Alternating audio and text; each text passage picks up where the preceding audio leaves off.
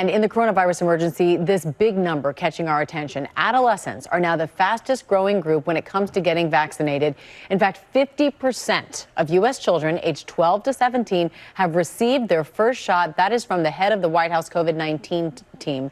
And Jen, as we're dealing with one of the most destructive hurricanes to hit Louisiana, the New Orleans hospitals would already have had their hands full with COVID-19 patients, but now you've got possible injuries stemming from the hurricane itself. So tell us about what this unfortunate confluence of events creates. I think people really need to understand when they hear about these two things and the healthcare system down there in southern Louisiana, really to understand exactly what they're dealing with. So if we take it step by step, the elements here that are important, number one, obviously just storm damage, right? Structural damage to roofs, windows. Some phone systems are actually down in these hospitals, leaving them obviously stranded in terms of communication. One hospital in southern Louisiana reporting a partial electrical generator failure, which is obviously a massive problem. And there's been an inability to evacuate some patients in advance. We heard about that in the early part of the weekend. Ochsner Health, which is the largest healthcare system in and around New Orleans,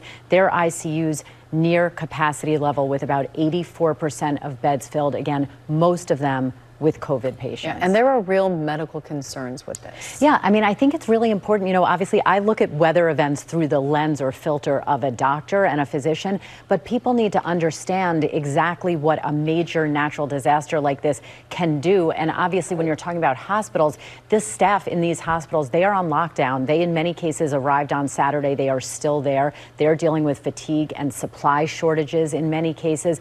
People outside these hospitals are stranded. Many, we've heard about 1 million at least without power, water, the inability to get emergency medical attention because first responders cannot get to them.